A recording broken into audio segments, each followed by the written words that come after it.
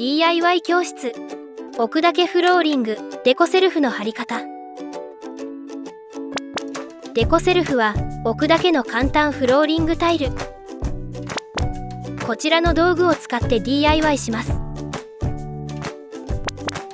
表面にコーティング層があり、水、汚れに強く、土足 OK。9層構造で5ミリ圧の特殊防音層が音の伝わりを軽減します。裏面は滑り止め加工になっていて、ボンド不要の置くだけ施工。エンボス加工でリアルな木目調の質感です。今回はこの床の上にデコセルフを敷いていきます。敷く床面にデコボコがないように掃除しておきましょう。通常のフローリング施工であれば中心を測って割り付けますが、今回は簡易的な施工方法として流し張りで貼っていきます。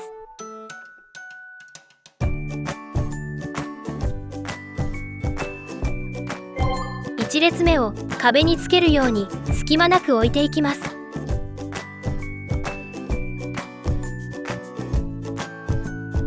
残り幅が1枚分より小さくなるまで置いていきましょう。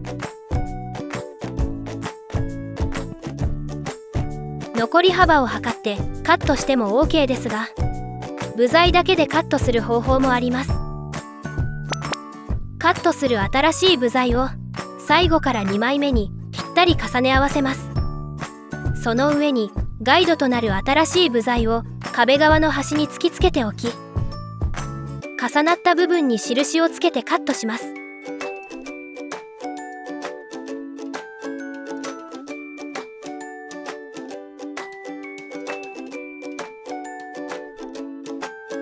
カットした方を壁側にして端にはめ込みます。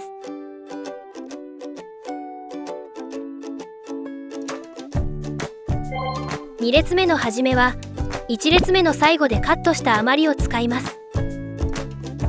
前の列と継ぎ目がかぶってしまったり、列の最後の端が短くなりすぎる場合は列の始めをカットするなどして調整します。1ケースに複数の柄が入っているので、全体のバランスを見ながら敷いていきましょう。全体に敷き詰めない場合は端を両面テープで固定します。壁際まで施工する場合、列の端と同じ要領で残りの幅に合わせてカットしてはめ込みます。全体に敷き詰めたら完成です。